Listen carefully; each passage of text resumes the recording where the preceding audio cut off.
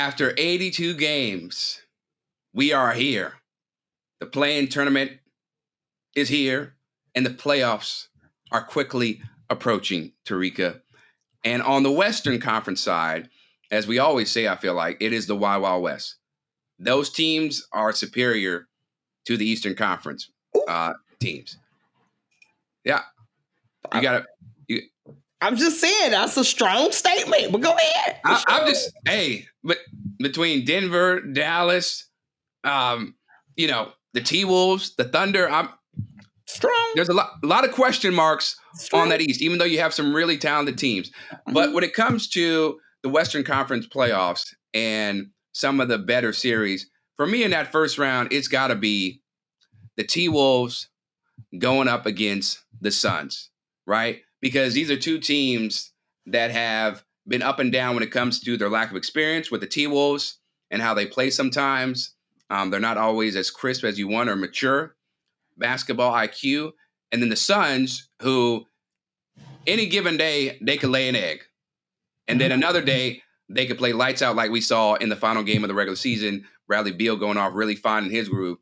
And with Anthony Edwards potentially being one of the faces of the league in the coming years, and then Cat, Karl-Anthony Towns, his personality, Rudy Gobert, Mike Conley, I'm really going to have a fun time watching them duke it out with the Suns, with Devin Booker, KD, Bradley Beal. I feel that they're going to give us a 7-game series. And I know there's a lot of pressure on Phoenix, by the way, because they have KD and they're so strapped with that core of D-Book, Bradley, and KD. If they don't get it done, it's going to be some issues, to say the least, Terrika. Yeah, you ain't lied about that. I will say this. I think I'm not really going to get too much in on the West, but I will say that if the one team in the West that I'm incredibly excited to watch, and that's going to be OKC. OKC just did a hell of a job of securing their first place slot. They did an even better job of ensuring that if they do end up getting into a matchup with Denver, they're going to have home court advantage, which is incredible. They're a young team with no playoff experience. And as much as that could hurt you, I think that actually helps this team because they're playing with no fear. And Shai Gilgeous-Alexander should probably win MVP, but that's neither here nor there. So that's where I am.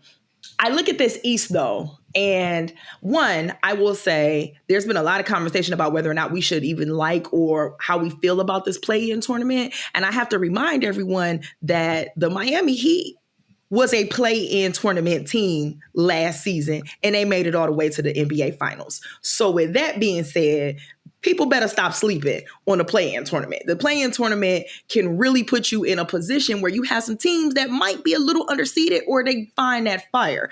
And that reminds me of the Philadelphia 76ers. Why? Because I don't believe that they would have even been a play-in team had they had Joel Embiid for those 2 months that he was out injured. So that's the one team that sticks in my head. But as I also look at this East, I'm thinking to myself, okay, Milwaukee is probably going to be playing the first matchup without Giannis. Yep.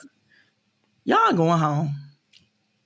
I told Milwaukee about themselves months ago.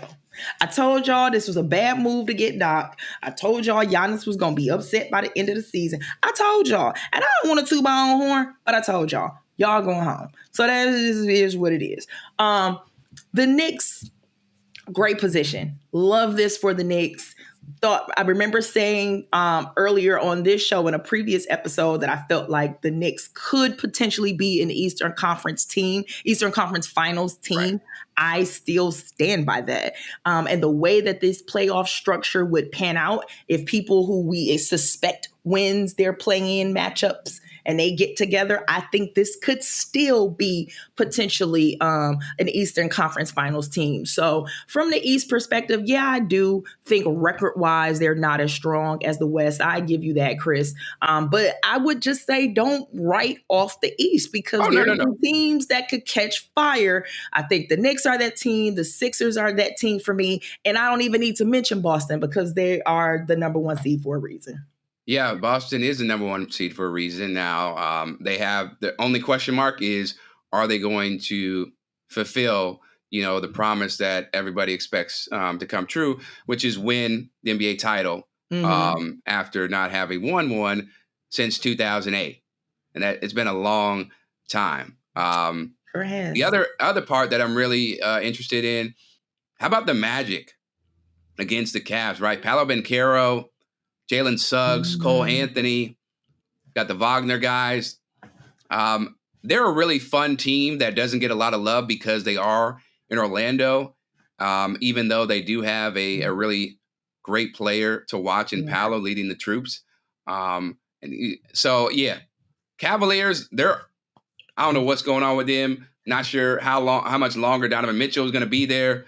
But the Magic, they have the pulse, right, of the league currently, even if they don't get the same amount of love that they should. So that matchup is something I'm looking for. I expect the Orlando Magic to take out Cleveland, and I'm sticking by that, and that's what's going to happen. I'm just saying. Some real big conjectures on this good show today. Man, it ain't no big conjecture. It's a 4-5 matchup. Now what would be big is if the Heat end up in the 8th seed, right? And then they got to face Boston. That would be crazy if the Heat defeated. If the Heat ended up making the AC, I would be wow. But you know who nobody believes is going to be in this playoffs?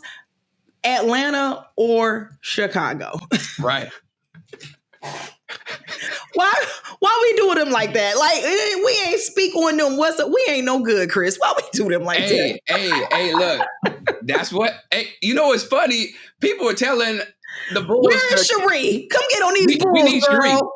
Sharí need to come up over here.